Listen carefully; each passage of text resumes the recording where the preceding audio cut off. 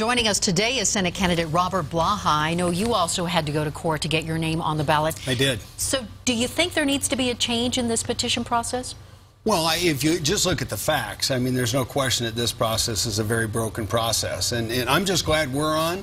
I'm glad we're moving ahead, and there's certainly a lot of excitement that's been generated here. There was about, I don't know, 12, 18 hours where you were on, you were off, you're back on, and at the time you called the Secretary of State incompetent. Why is the Republican Secretary of State incompetent? I was actually on and off and on and off, I think about 47 times very quickly. It was pretty exciting. You know, we had a lot of excitement at the House, followed by a lot of depression, followed by a lot of excitement, and then we went forward. Well, I think, Marsh, what you have to look at is you have to look at the overall processing of the entire, the entire thing that took place. And if you really look at it, there was a lot of things that have taken place that remain unanswered. I think what you've pointed out here is another interesting thing. Now we've got a whole nother issue here. But I will tell you that if you look at the court ruling, the court bases their decisions on what they call substantial compliance. That means that the voter intended to have you on. We had dozens and dozens, hundreds actually, of signatures that were put back on after that review. So here's how I explain it. There was a penalty called on the field. We went to the replay booth. The replay official looked at it. The Secretary of State was overruled. So the Secretary of State can only say basically yes or no. The judge has more leeway. And Ryan Frazier is still fighting his way in court to get on the ballot. And I asked him this question that I want to ask you. Yes. You're running for U.S. Senate. 100 people in all of America get a hold of that job at one time. Shouldn't all of your T's be crossed and all of your I's be dotted to be able to hold that position? Well, I think you need to meet whatever the standard is, and the standard is the court standard, and we met that standard. What's important to point out here is a lot of the other standards that were put into place were not put in place by what the law dictated or the rule of law, but rather what I would call bureaucratic overreach. And that is when bureaucrats create rules, create regulations, create things that slow the process down. As a matter of fact, you may not know this, this wasn't even processed here in Denver. It was processed actually in Pueblo.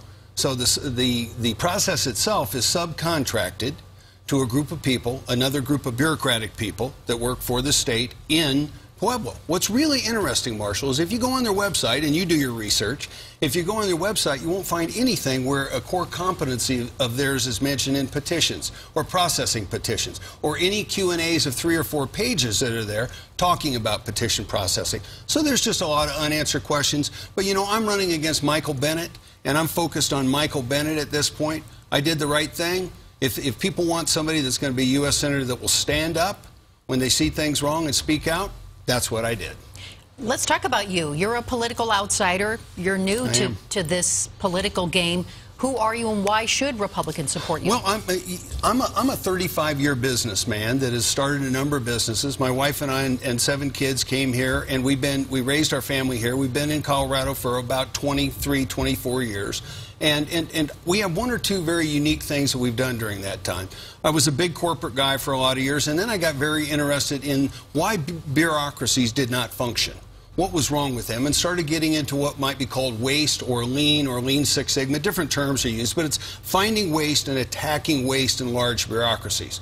Written several books about it, made a great career, trained leaders around the world for the last 30 years in how to attack waste in those big bureaucracies. And I want to take that skill, and I want to put that skill to work for all of us in Washington. You know, at where I am in life, what I should probably be working on is obviously in these cameras, either a toupee or maybe a good suntan.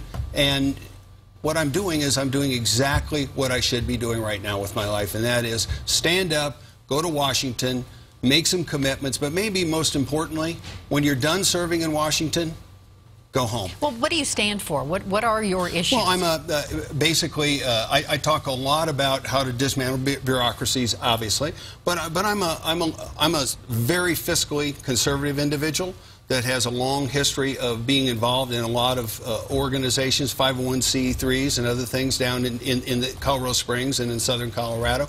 And we've been involved in a lot of things. So if you say what my really big things are, it's taxes, borders, debt, and deficit. So if you go on our website, Blaha for Colorado, blaha4colorado.com, what you'll see is we have a very specific and commitment about what we're going to do in taxes, what we're going to do in borders, and what we're going to do to actually change the deficit. And what's unique about our commitment is, I say, if we don't get things done, if we don't get specific actions done, I'm asking to be held accountable. Just like if you don't hit your numbers, you guys are gone. If I don't do exactly what I'm saying I'm going to do, I will not stand for re-election. This is the first time we can find where somebody's actually said, as a politician, I want to be held accountable, as opposed to blaming other people. You call that your TBD plan. I've heard you call it that. There's another T that's out there is Trump, and you've got this business background, a bit of an outsider, though you did run unsuccessfully against Doug Lamborn in southern Colorado for Congress. Where do you stand with Donald Trump?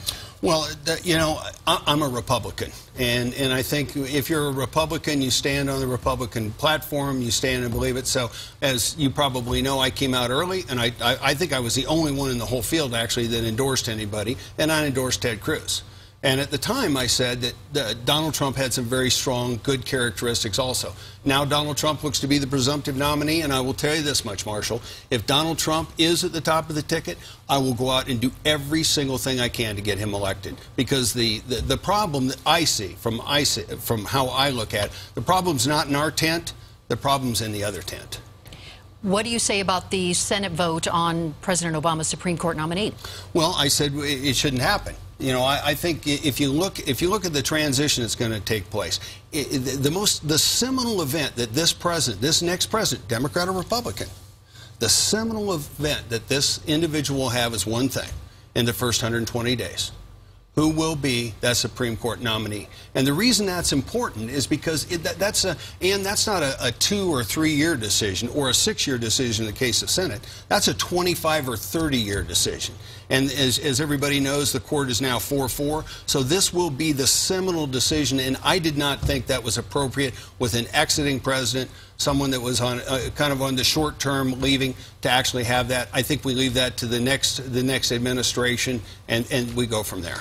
As we speak, military and overseas voters could be opening their email right now and seeing your name on the ballot, because the election has essentially begun for those candidates. Robert Blaha, thanks for joining me. Guys, thanks for having me. Have a great afternoon. Appreciate it.